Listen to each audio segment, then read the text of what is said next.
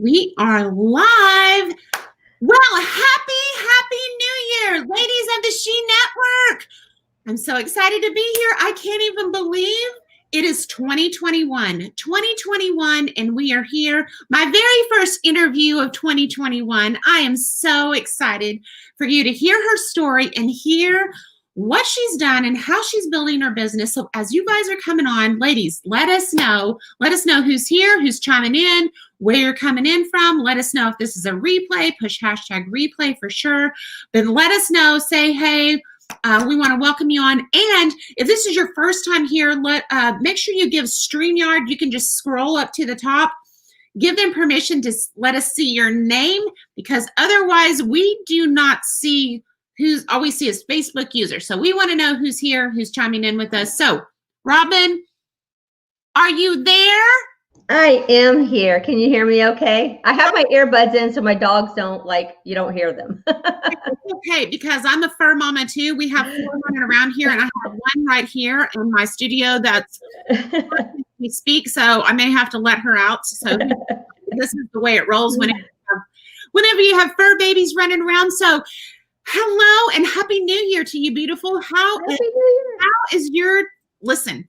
I can't wait to tell everybody what you just shared with me, but we'll save that for the end of the video. How you make a TikTok go viral. That's pretty cool.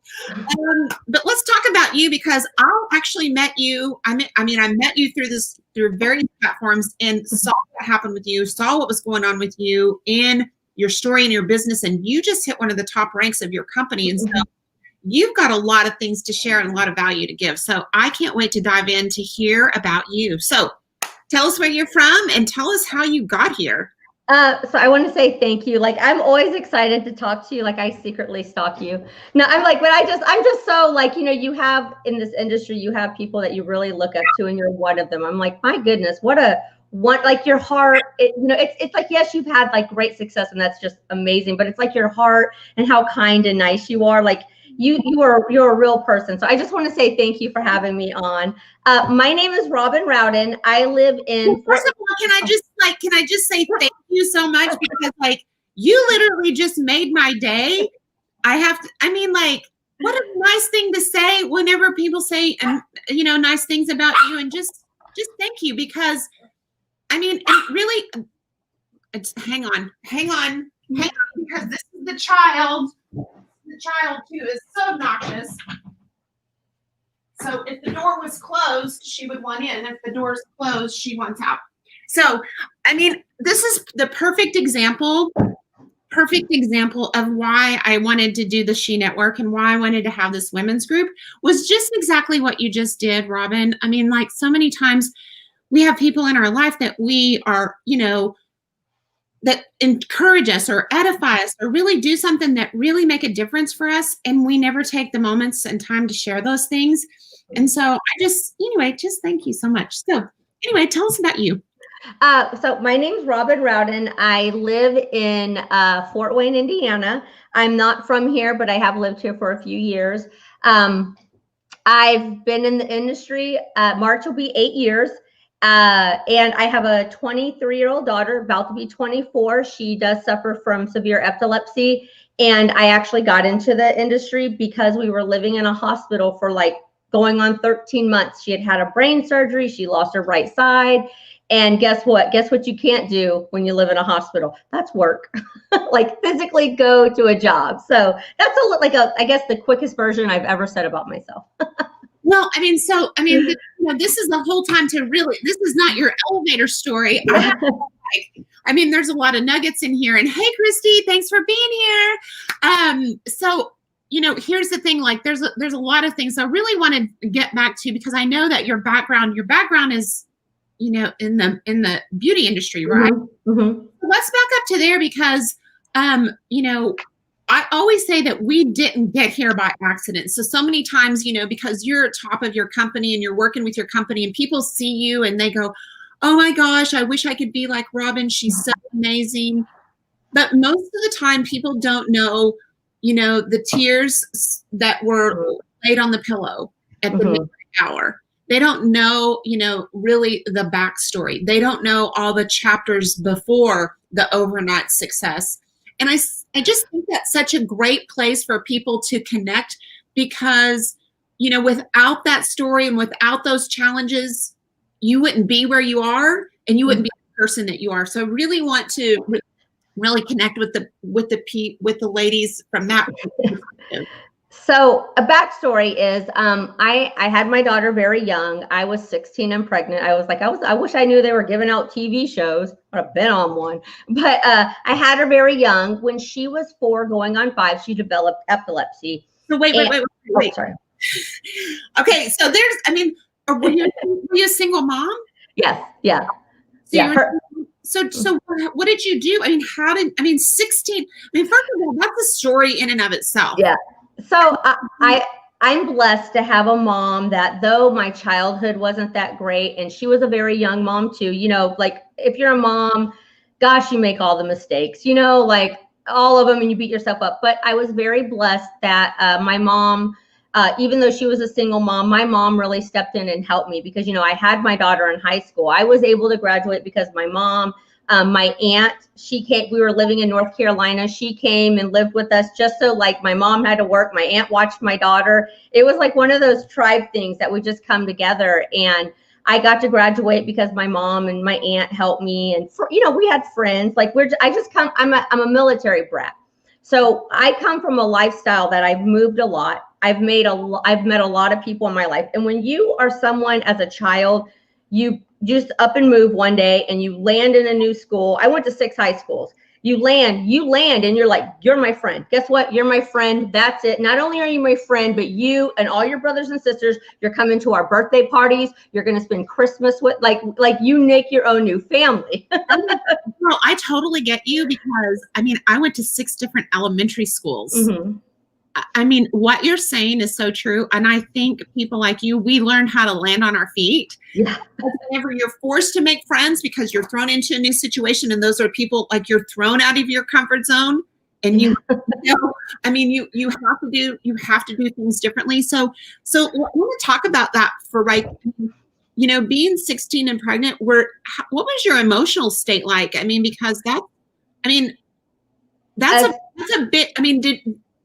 There's a lot of emotion that's tied up around that. And, you're very blessed that you had a support system that, allowed you to support you through that walk and that journey. Mm-hmm.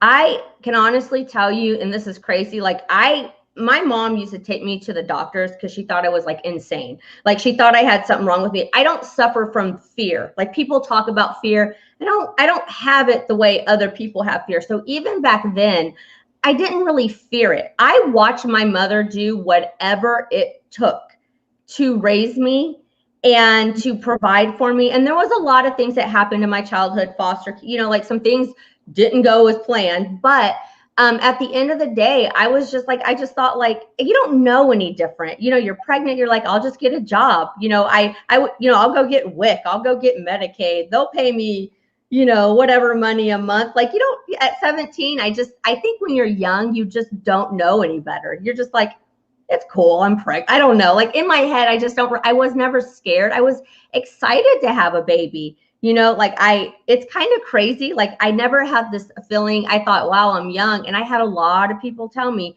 you're going to ruin your life and all these things. I remember I had an algebra teacher that told me, her name was Mrs. Nichols. And she told me my junior year that I would grow up to be nothing. But she told me I would grow up to be nothing and live off the state because I got pregnant.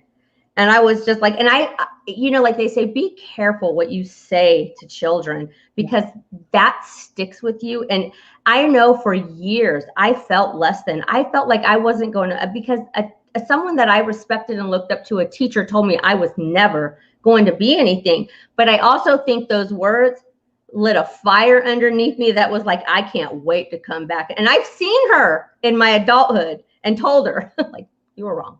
Well, such a powerful lesson because, the thing about it is that we don't people influence our lives, good, bad, indifferent. And, that phrase alone, how many kids have probably heard that phrase and they either let it make them or break them. Mm-hmm. And, you have to look at probably your life and your environment. I mean, the fact that, you know, no matter what, your mom, I love the fact that you're sharing, like, your mom, you watched your mom, what a role model as a mom, you know, that you're like, that's, you know, you were equipped to know that what she said, that teacher, is not true. Not true. And you know, some people like let it make a fire and say, I'll show you, right? Yeah, for sure. Have, let that not just be a moment, right? But let that define them. Sometimes whenever you're in situations, I think people let moments in life define their life instead of just being a moment and then moving forward from it. And so that's such a great life lesson right there for you. So good for you. I've never told my daughter anything. I've never just only called my daughter pretty either, because I always told her she was smart. She can do anything. I knew back then that our words really, I mean, you're right. They can damage us to our core, and we could die. Whatever was like based on like a child, what we said to as a child, or you can look at it and say, and you can decide to heal it. Hopefully one day, you come to terms and like, they were wrong. Yeah, that was dumb to say. That was wrong. So but how did you know that? How did you know words had that kind of impact? That's a very interesting thing, because if you're not brought up in that kind of learning type of environment, how did you realize that? You mentioned that nothing's on accident. Like, my entire life designed me to be in this industry. It did, from being a child and moving around all the time to like, I don't meet strangers. Everyone, unless you tell me to kick rocks, I'm your what's up? Hey, you want to go have lunch with me? Like, I'm so comfortable around strangers. But when I was 19 years old, this is before my daughter started having seizures, I had a friend, and him and his wife, they both worked like third shift. And so what I would do is they would work third shift, and I would needed to go to college in the morning and have a babysitter. So they had a 2-year-old, and I would, in the evening, I would take my daughter and I would just go stay the night at their house. And then when I would get up in the morning, I would go off to my community college. This is before my daughter had seizures. And so we just helped each other out. And I remember him, like, they had split up, she moved. And I remember him he was 10 years older than me. So at 19 and 29 is honestly a big difference back then. Yeah. And I remember I was telling she's so pretty. And I would always do her hair and put her in these perfect little outfits. And I remember one day he said, "Robin, you never know what the outcome is going to be for your daughter's life. You need to tell her more than she's pretty. She may have to go based on more than just her looks." He said, "You have to tell her she's smart. You have to tell her, don't make being pretty such a big ordeal, because you don't know, like, there's teenage years and you have acne and bad teeth." And he's like, there's all these things. And I don't know why he said this, but he must have had sisters, and then his mom, there must have been a lesson in his life, but for whatever reason, he told me this. And I always told my daughter, like, no matter, and to this day, like, my daughter, her right leg's not as strong. She had a second brain surgery, lost it for a little while. But even despite everything, brain surgery, losing her right side, relearning, doing all these things, she sits in there and does like online school. She learned to sew. She can play the guitar and the ukulele. Okay, so I don't want to get to there, because I want to hear, like, okay, so you had this daughter. She's 3. You're raising her now. You were a hairdresser? Like, no, not yet. Not yet. Okay. So how are you supporting her? Like, after you graduated from high school, how were you as a single mom? How did you support your child? So my mom worked at Walmart Distribution Center and got me a job there working weekends. And then I worked at Olive Garden as a waitress at night. And and then I went to school during the day. And that's initially like how I was like paying bills. And back then, like, even now I think it's good money, but I was making like $17 an hour. At the Walmart. So and I had insurance and stock, like I had all these things. However, life really that probably would have been a great path if I would have kept doing that. But turning 21 and being as wild, young, and free as I am, and my daughter and her medical really turned into something like life did not go as planned. And I did end up eventually going to cosmetology school, but I was a little older. So, okay. So when did she start having seizures? She was 3? She was 4 going on 5. I was literally like 21. Like she was just, she was 4 going on 5.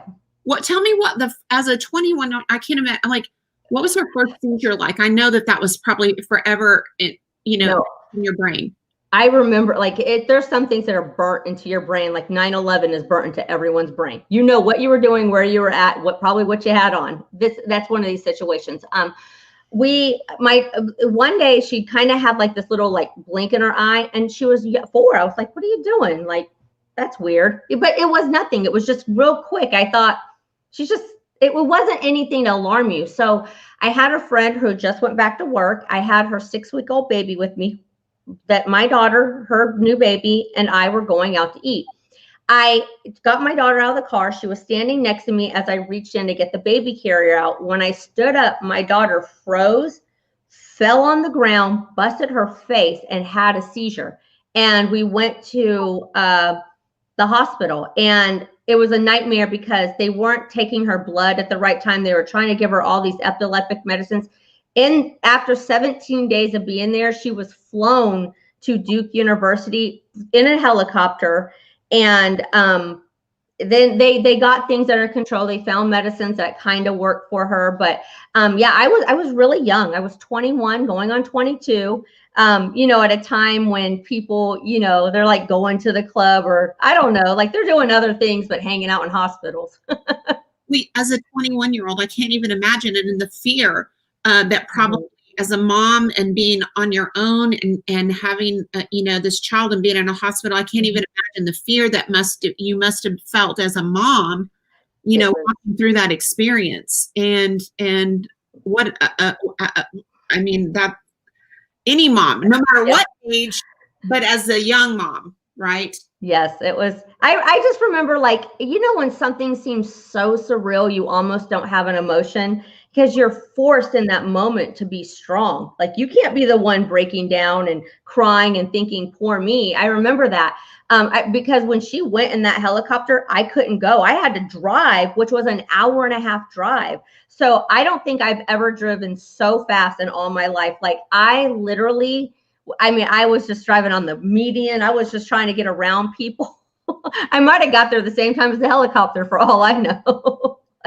So how did that moment change the trajectory of your life in that moment? Like, whenever you started whenever you realized, okay, this was going to be a part of your journey together. Most things stayed pretty. When I was younger, I was always the person that did everyone's hair and makeup. My mom would go out with her friends. I would do their hair and makeup. I think some people are just born with a little bit of a gift to do, like, you do art. When I looked at hair, I looked at makeup, I saw a canvas, and it just kind of clicked. Yeah. Well, I always wanted to do that. So I did start cosmetology school. I want to say I was like 25, 26 years old. And I had stopped working at all of, I changed everything around. And, when this happened, they said, she'll have these seizures. They were mainly only at night in her sleep. She had these night terrors. She really didn't have them during the day, she was able to go to school then. And I was able to go to like cosmetology school. And they said, when she starts her cycle, they probably will go away. Well, the change came when that day happened. She actually, during her cycle, developed a new type of seizure. And she started having seizures, like, this is like at 11 years old, and she started having seizures. I was in cosmetology school when this happened. I had been going for 9 months. And she ended up it just progressively got worse. And then in September of, I want to say 2008, I might be off a year, but we ended up going to the hospital, and she ended up having emergency brain surgery. That was her first one. And I was like, we lived in that hospital. Like, I've lived in the. What did they tell you? Like, I mean, that's for them to say, go from one extreme, you're expecting her to transition out of it. And instead of transitioning out of it and becoming less prominent in her life, it's now become even more so. That had to be a real plot. They kind of were like, we were wrong. Like there wasn't really any discussion about like it just happened. And they were, I mean, at the time, we were trying to do everything. This is before the era of like everything else being so legal and everyone so open to other options. So and we're and I'm not saying doctors are bad, we should trust them, but they're, to us, especially when we're young and we don't know anywhere, their word is the law. Like they're right. And I didn't know any better, these educated, and I think that they are great people. Don't get me wrong. I mean, I really do. Like they're needed. Like I don't, but there's other alternatives. And I didn't know any different. All I knew is that you just had to it was what it was. Now I ended up on antidepressants. I was sad. I was miserable. There were many nights I cried myself to sleep when I was in the bathroom or the shower. Anytime I drove alone, I cry. I mean, you don't know what to do, but in front of people, in front of my daughter, you're just strong. You just show up and you do it. And I stopped going to cosmetology school and for 9 months. And then after that brain surgery though, she did not have a seizure for about a year.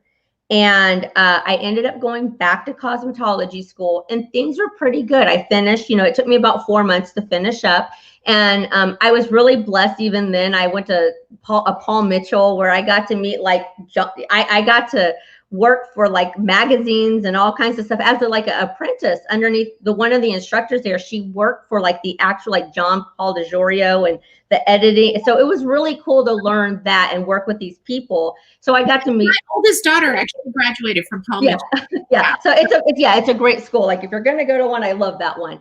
And but even during then, hair, like when you start getting into it and you get out there on your own, cosmetology is one of those things when you're doing hair and makeup that you have to have appointments and you have to show up and you have to, like when you're out there, doing it on your own and you're working in a salon. And if you don't show up, you don't get paid.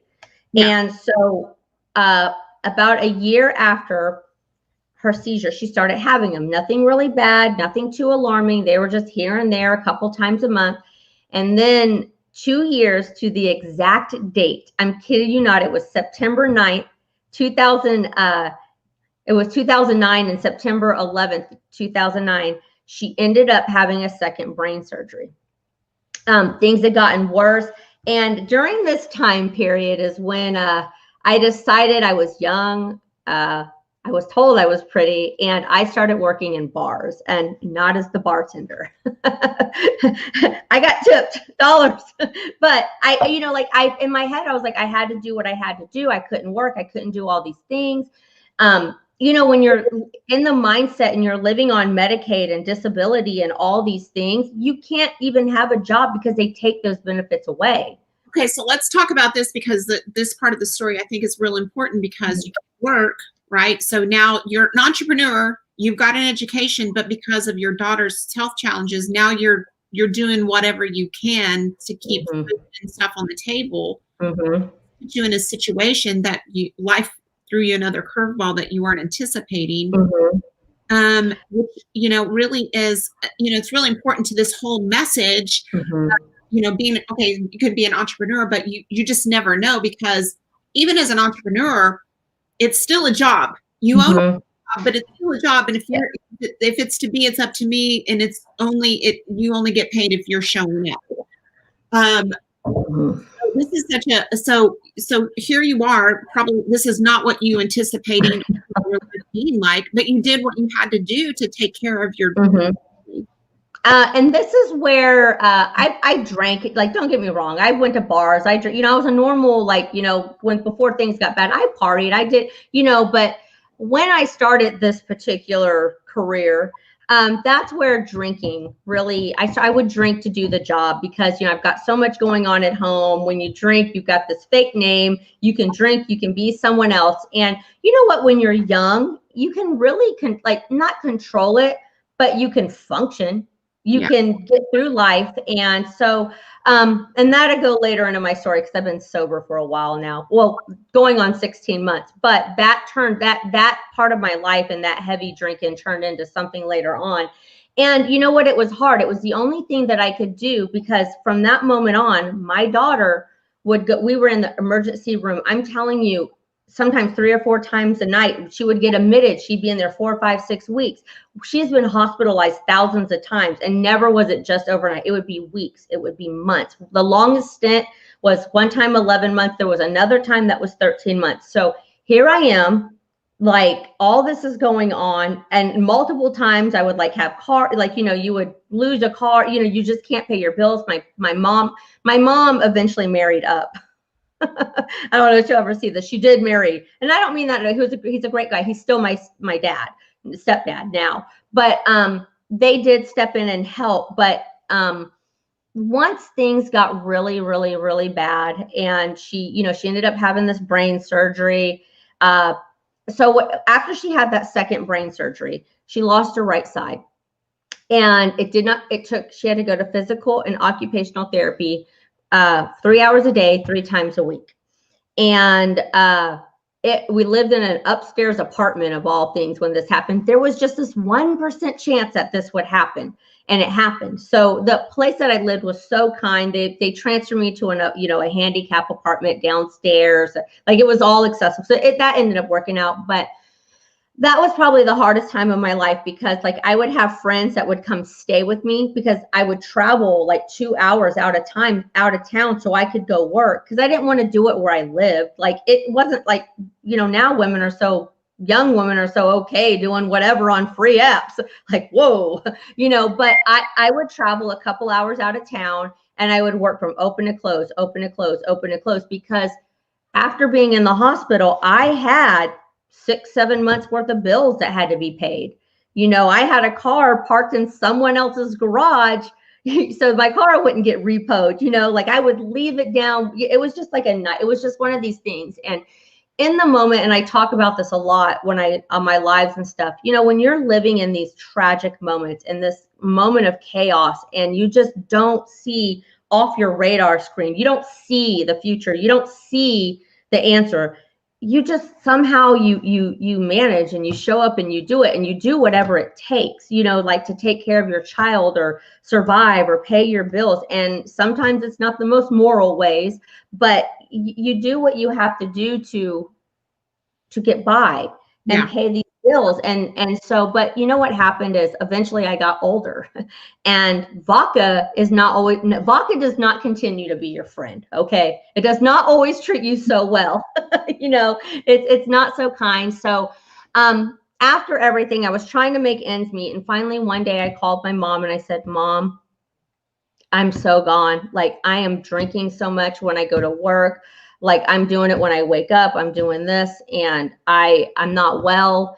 This is what's going on. And she didn't know, because I didn't ask her for money. Like, when I was able to work, only in the hospital would I. So finally, she started helping me. And then I just went back to like bartending and waitressing in where I live. So I didn't have to worry about like traveling out of town, doing all these things, drinking. And come to find out, when you're used to drinking, you drink a little, you still drink. Like, you don't stop because you're out of like what you think is the environment causing it. You continue to drink still, Yes.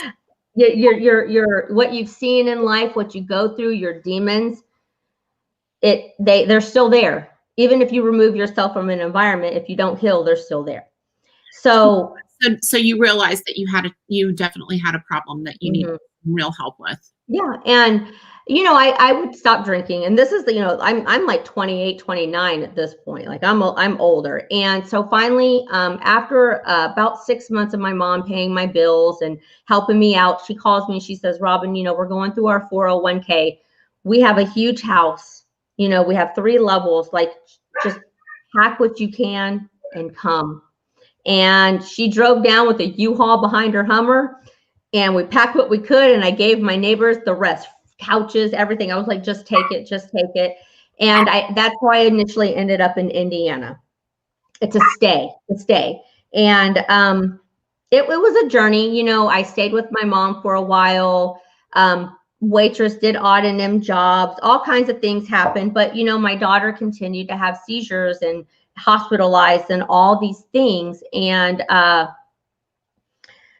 one day we were in a hospital and I had a friend come to me, and this is how I got into this industry. Not knowing, I was 32-ish, maybe 33. Yeah. I was about 33 going on 34 because I'm going on 8 years. I'm like, let me do my math. So all these things are going on. I'm not really able to work. I'm living with my mom. I'm older. I never really got help for drinking. I would just go through spurts of not drinking for a few months. And then I would get, it wasn't really a thing. I was just I felt like I was normal. I wasn't drinking every day or every week. So I must not be a problem. But when I drank, I did party and got, really drunk. Yeah. And anyway, so, we were having another hospital stint, and my friend who I was an apprentice for, she worked for Paul Mitchell. She was in a company, and she comes to me, and this is when Facebook's kind of getting going. It's just really, if you could make your pictures pretty, people were interested. Posting a picture, people were like, oh, we were just surprised you could post a picture on there. Oh, they posted a picture. Woo! So she comes to me and she's like, Robin, you have a lot of people on your Facebook. You know a lot of people. You've done hair, you've traveled. She was like, this is, it was kind of a home-based company where they had home parties, but she was like, maybe if you, and at the time, you guys, we had $733 a month in disability between car note and insurance. And it was like a 10-year-old car. It wasn't like I was driving something new, but my car note was like $300. You have insurance and then just normal little things. I didn't have any money left over. And she asked me, she was like, well, how much would you need to make? And I was like, if I could just make $100-200, that would just give me the money. When Destiny asked me to go to, that's my daughter's name, to McDonald's, or if she wanted to go to the fair or do something, that would give me just enough extra money to do those things, because I felt bad as a human being, as a mom. My mom had to do, I just didn't have money for anything. I'd be like, my mom would give me $20 to go take her to buy stuff. And, that hard on your soul. So she's the one who introduced me to the industry. And I was, that's how initially I got started. I was a mom. I was living in out of hospitals. I was in one. I had no money. I was living off disability. Was pretty sure I had a drinking problem, but not willing to admit it just yet.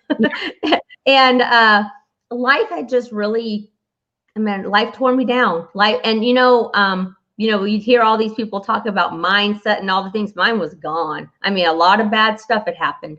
I'd seen a lot of bad stuff. Life was pretty unfair. So I did not have the mindset that is required that you hear very successful people talk about. However, in that business and with the help of my friend, I was able to start making a couple $100 a month. And that was like life to me. I didn't want to do anything different, anything better. I was like, this is actually really good. But it was the first time that I was introduced to working on yourself and mindset and reading and all the things.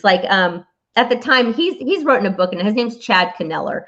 And he was pretty wild when he was younger, and him and his wife were just very kind to me. And I didn't really do the work because I was like, I didn't believe it, but I still saw it. And I still it still intrigued me because I would see all these people so happy and, overcoming things. But, so that's how I got in it. And I didn't want anything more. I didn't know that I was going to hit top of companies down the road or anything like that. But it was like the biggest blessing ever, to me. So you transitioned. Because I know that the company that you're currently with, you just hit the top rank, right? Mm-hmm. So talk about that for a little bit, because this road that you've traveled and how it's unfolded and how it's changed your life, you and your daughter's life drastically. So how I got here, I ended up leaving that first company. I joined another one, and even though I thought I wasn't paying attention, I started to apply everything I learned, and I became what we use the word coachable, you know, and I was literally a student. If you would have told me to go stand on the corner in a peacock suit and hand out flyers, I would have. Like, I was so coachable. And see, I love this, what you're saying, because I think there's so many people that are not learning how to be, are real, not real students of our space. You know, they go and do things and then they are off to the next thing, and they think they're being a student because they're taking this course, this course, this course. Mm-hmm. But a student is really taking something and really taking it and owning it and repeating a action over and over and over and applying it, not just taking in the information and moving on to the next. That's not a student, right? Yeah.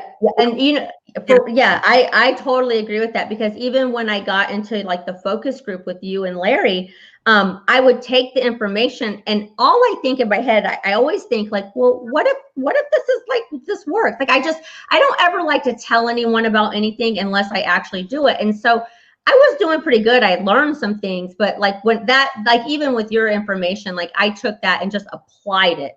But I got into this company. I ended up I came across something called Kevin Trudeau's Your Wish is Your Command. And I listened to that audio series for 5 months straight, every single day, went on 4-mile walks when I could, you know. I ended up from that company making my first 6 figures. Okay. And now that sounds great. I did it. Second company, 6 figures, 11 months. But guess what? Guess what, you guys? That unhealed alcoholic that went through all that trauma pissed it away. And I self-sabotaged, and I didn't lose it all. Like, it was a big team, but I was miserable and I was unhappy, and money didn't fix my problems. Let's stop right here, because right here is such in a conversation piece that I really think that everybody really, ladies, like, tune in now, because so many times people come into the space, and especially if they accelerate or they move through the ranks fast, or they accelerate and they don't grow to the level of the paycheck, you know, it will level off. Trust me, it will level off. If your personal and who you are as a person is not at the level of the check will match the person. It will level out the person. That's at the end of the day, that's what happens. So, I mean, I appreciate hearing this. Yeah, go ahead. Sorry. No, go ahead. You know, and I literally, for 1.5 years in that company, I was there for about 4 years, but the last year of it, let's just say, I kind of collected a paycheck, and my daughter was still having seizures, but things were better. You know, she was getting older. You know what, if something is in your life every day for 15 years, you become used to it. So that was, you know, she was getting older. This is, you know, I had people that helped, like, you know, like she gets services because she has disabilities. So like behavioral counselors, and I was able to get a nurse come to my house every day for a few hours just to give me a break. Like, there were things going on, and I would just kind of collect the check. And you know, back then I blamed the company, but you guys, it was me. It was basically, and I you know, like who I was didn't match the level of that leadership or that paycheck. And no matter who I blamed, it wasn't them. It had nothing to do with them. It was me. So eventually I did leave the company, and I joined another company, which was not my home. I was there for 2 years, and I have nothing bad to say about it. By far, one of the best companies. In that 2 years, I learned more about this industry than I had ever in my life. And I did have success there. I moved quick because, you know what, I learned. I know how to talk to people. I know how to share. You know, I'm personable. People like me. So, but the company that I am now, it's one of those stories that came by sheer accident. I tried the product. I loved it. And I was just like, you know what, it was new, and I'm going to run with it.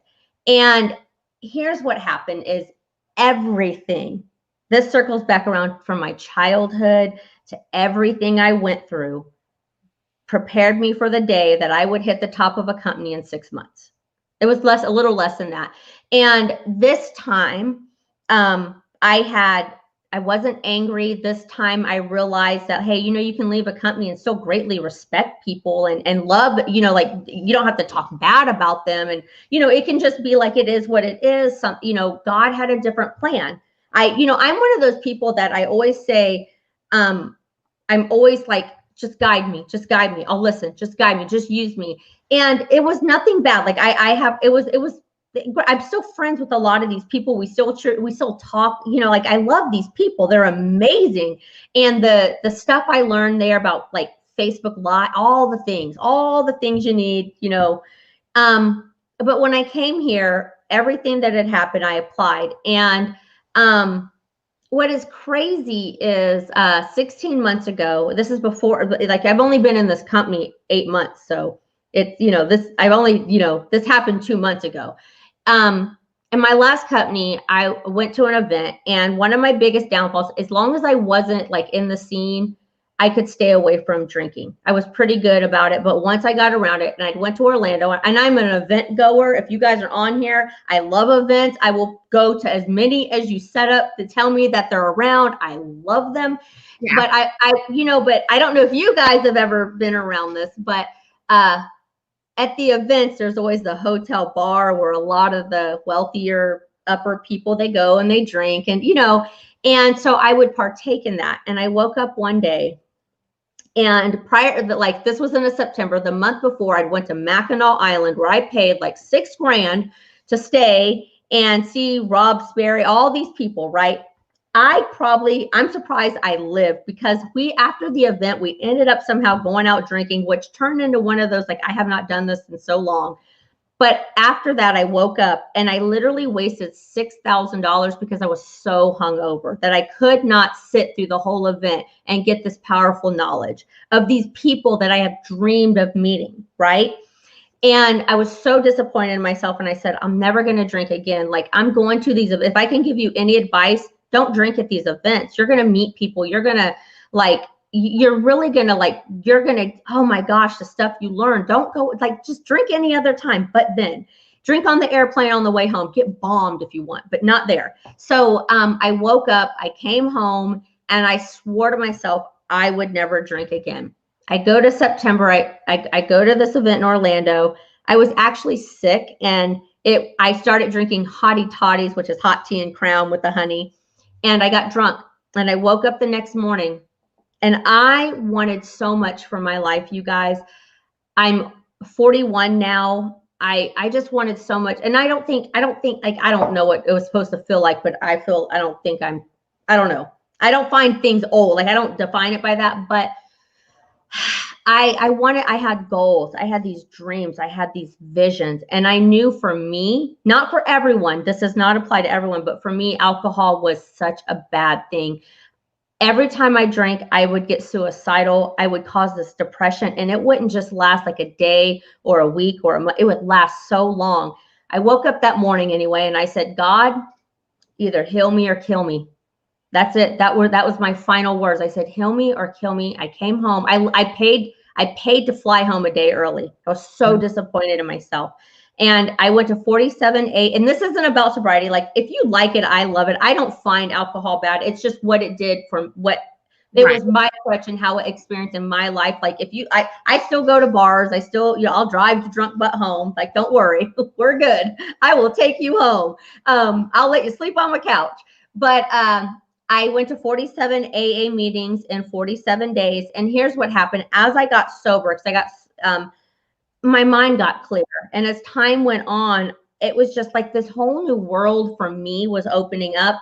And then when I found the current company that I'm in, it was like I was so able to make such a quick, good decision.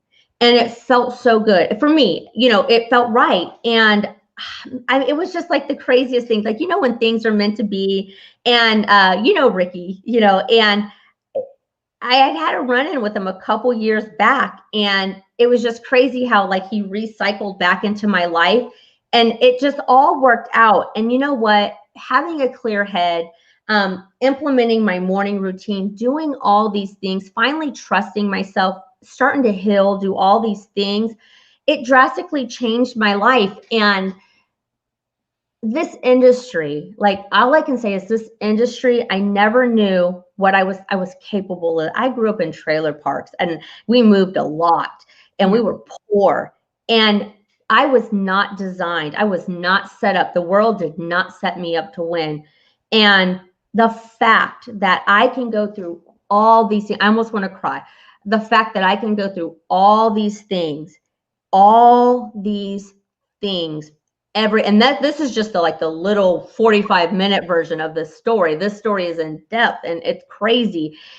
The fact that I can sit here today and say, I won, I'm winning. Like, this industry changed my world. It forever changed the trajectory of, I don't even fail the way I used to. I don't lose. Like, I'm just like, you know what, if something bad happens or, whatever, I'm like, all right, I got to remember that book, Failing Forward. I got to dust how quick can I get up and go back at it again? And I mean, I'm just a better human being.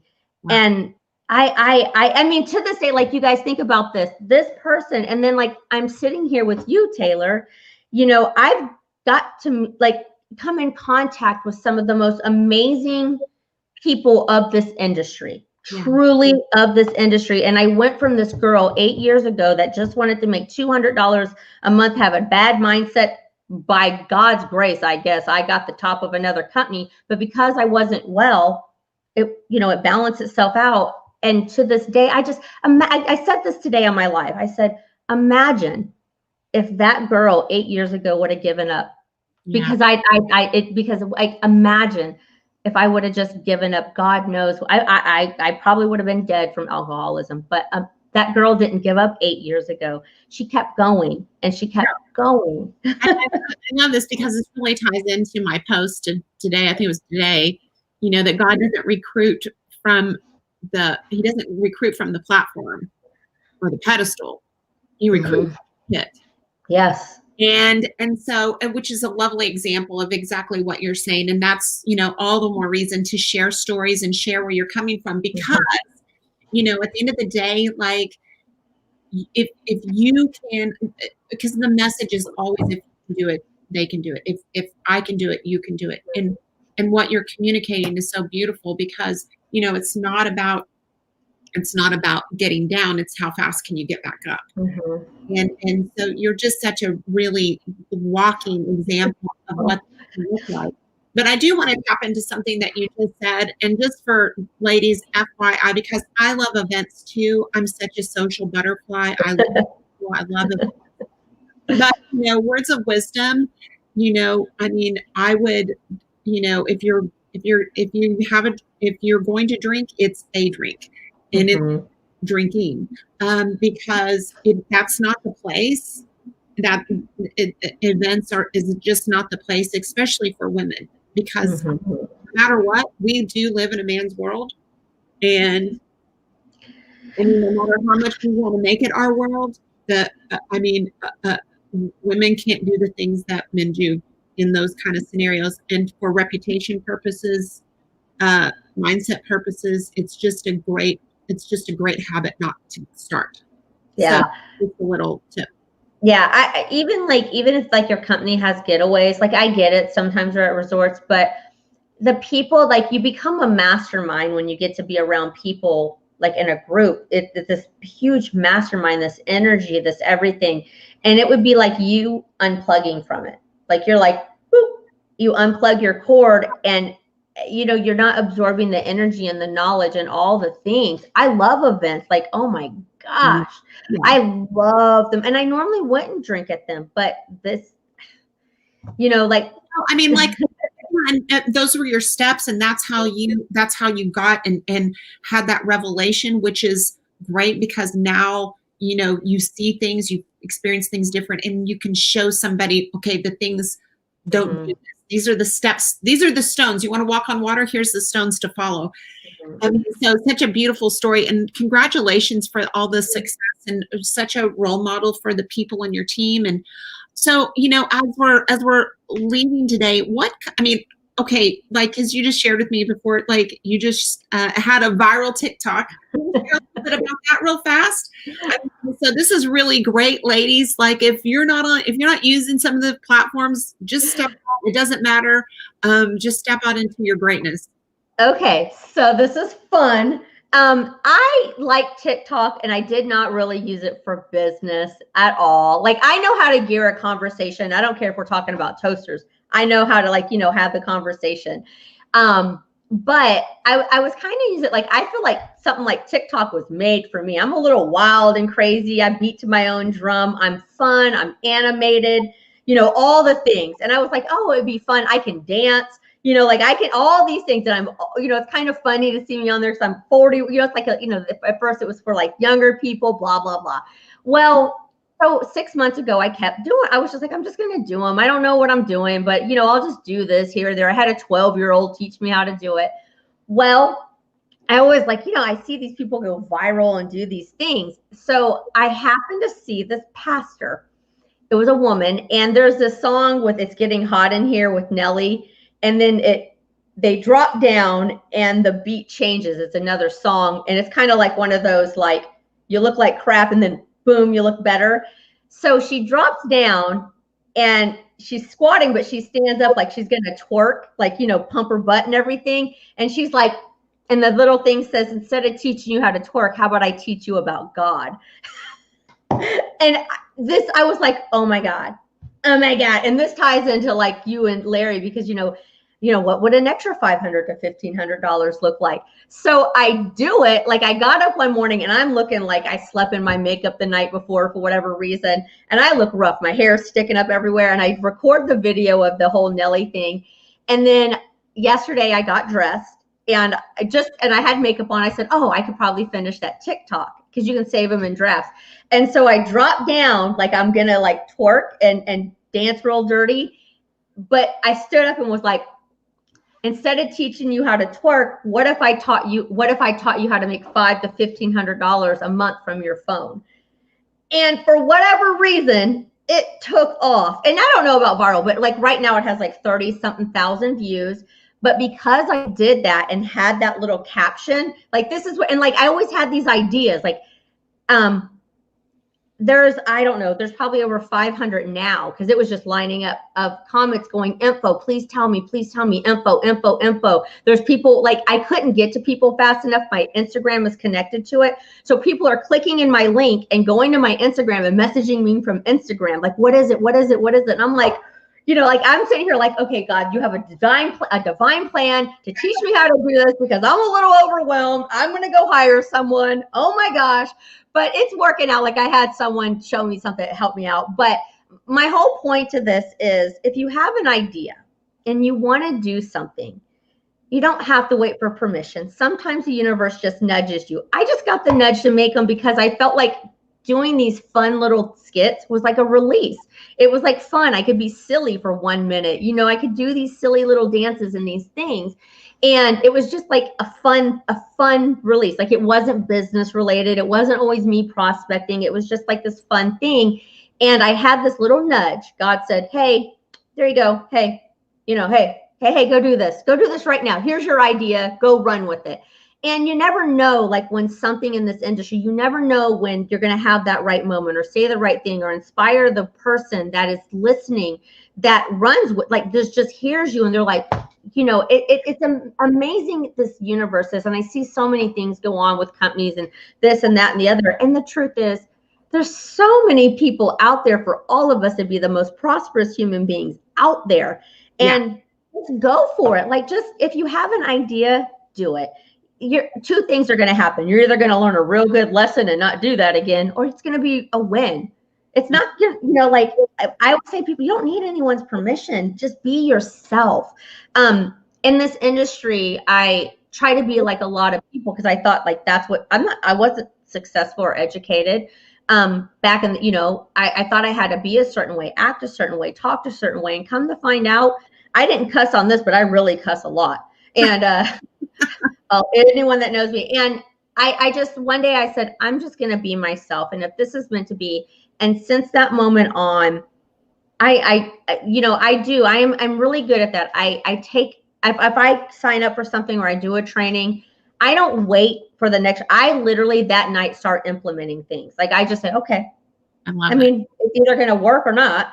But be that person. Like implement what you learn. Have fun, enjoy life. You're not going to get this day back. Yeah. Be kind. I mean, you're not going to get this day back. So have fun with it. I appreciate you. And, we actually are due on the next call, like right now. Mm-hmm.